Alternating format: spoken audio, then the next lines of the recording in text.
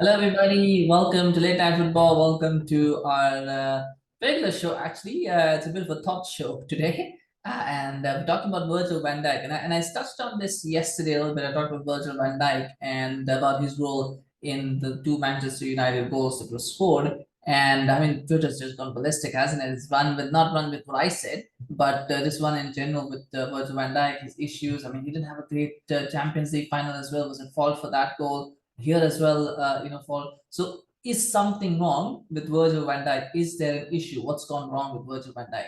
And like I said it, in the match reaction yesterday, I said I think Virgil van Dijk has lost a bit of his stature. Where I think players have kind of figured him out a little bit, and they've kind of realized that yes, we can't dribble past him, but we don't need to dribble past him because we can just bypass him. We can just go around him. We can shoot around him. We see someone who offers that space for a shot. He's not someone who's very commanding or very dominating on the ball. And I think the reason for that is the injury that has happened because oftentimes with big injuries, you do lose a little bit of that physicality. And I think he's lost some of that. But more importantly, it's the mental side that often can be a problem. I think the mental side for Virgil van Dijk still exists. Keep in mind, this is a World Cup year. Virgil van Dijk has, I think to my knowledge, he's never played a major tournament for the Netherlands. He missed out on the Euros, and before that, they didn't qualify for the two tournaments before that. So I don't think he's ever played a major tournament for the Netherlands, and I think he's desperate to make sure that he's not going to miss this year's tournament in Qatar. So he wants to play that. So he's going to do whatever it takes to make sure that he doesn't get injured. And so sometimes I feel like that's why he doesn't want to get into tackles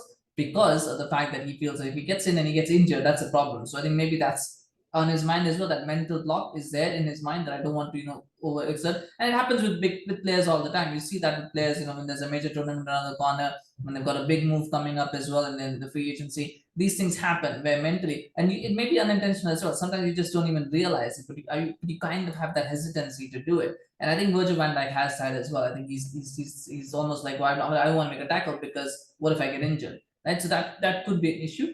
I don't think he's lost his pace, and I don't think he's lost his ability to read the game. I just think he's lost that. I mean, I just feel like a little bit of the tenacity, a bit of the physicality is gone from this game, and that's a big issue. Can it be fixed? Yeah, of course it can be. I mean, it's just a matter of having that courage, that determination again. It's about building that confidence in himself.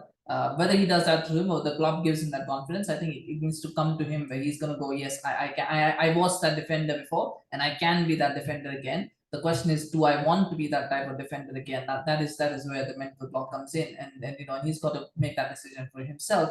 I don't know what the solution is, to be honest with that. But that's how things. Because how do you tell a player if the issue is that he's trying to make sure that he doesn't get injured again and miss out on a major tournament? How do you resolve that in the player's mind? Go, oh yeah, you can make a tackle. You won't. I guarantee you, you won't get injured. Go and make that tackle. I guarantee you, you won't get injured. I mean, I don't know how you do that, right? So that's a big issue. Now, normal circumstances, what Liverpool could have done.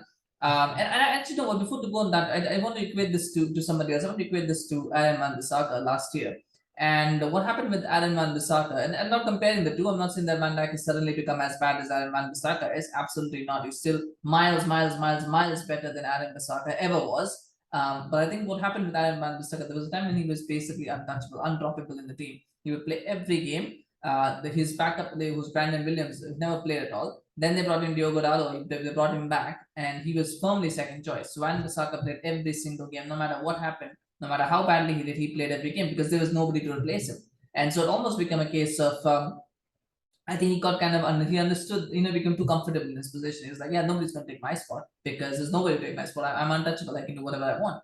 And sometimes I can motivate you by when you go, well, there's nobody behind me, so I've got to pick this up and I've got to run with this because I'm the only guy who can do it. Sometimes it can also be a burden where sometimes it can just be a kind of a complacency factor. So you go, well, what does it matter if I put in a half-hearted performance today? What does it matter? I'm still going to play the next week, so who cares, right? So I think that happened to Van Bissaka, and I think that could that sort of affected his game. And I feel Virgil van Dijk in normal circumstances he would not be dropped anyway. But right now he can't be dropped anyway because the Liverpool are running out of defenders to bring in. I mean, if Konate and Matip were fit, I would have said, yeah, drop Van Dijk for a game or two. Just keep Konate and Matip a run at the side for themselves as well to believe that they can drop Van Dijk, but also to let Van Dijk know that he's not undroppable. Sometimes you need that. You need that confidence. The problem for Liverpool right now is that they don't have those two defenders. And that's the big issue. I mean, from Matip is anyway made of glass, so he doesn't last more than 3 or 4 games in a row anyway.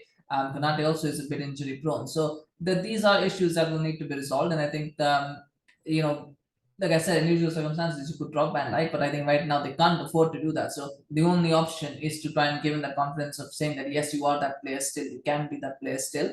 And how he makes that work is up to him. But it's something that of course he's gonna have to reconcile. But yes, I do believe that there might be a hint of just of comfort in his position. I think Van Dijk probably feels, you know, I'm not going to be dropped. I'm a key player. I'm not going to get dropped. And you know, Van Dijk is a fantastic leader, by the way, brilliant leader. So I don't think he's the kind of person who goes, well, I'm not going to be dropped, so I'm going to play however I want. But sometimes what can happen, is you go, well, I am undroppable. So it's okay if I have a bad game because I know I'm going to play the next game. And the next game, oh, it's okay if I have a bad game because I'm going to play the next game. So sometimes that affects the consistency of the player, and you don't want that in any player, particularly someone as important as you. Don't want that. You want him to be at his best every single game, and whether that means he's got to feel that shoulder of responsibility, or whether he's got to feel the hint of competition, or the fight of competition. He's got to be at his best every game. That's what Liverpool need. Anyway, let me know in the comment section what do you think? Is there any solution for Van Dijk's issues? Do you think there's a way that Van Dijk can get back to his best? Do you think there's something Liverpool or Klopp could do to help him out? Maybe change the tactics a little bit, the formation. I mean, let's be honest, playing Milner and Henderson in midfield didn't help him out at all. Like that was never going to work out anyway. So maybe it's just a matter of beefing up that midfield, because when Liverpool had a top midfield, Van Dijk automatically looked very good as well. So I'm not saying it was correlated, but I'm saying is if you have a good midfield, that might help him as well. So maybe that is a solution. But you know, let me know comments. What do you think? Well, you know, what's the best way forward for him? You know, I always love to hear your thoughts, of course, on that. And do remember to smash a like on this video if you enjoyed this little piece. If you got to thinking, I know we didn't offer any solutions, but if got you thinking, to smash a like for that. And remember to subscribe to the channel on YouTube, follow us on Facebook. We always appreciate your support, and we are doing quite a few videos. There's a lot of transfer gossip happening, so we might be going live at any time when transfer news breaks.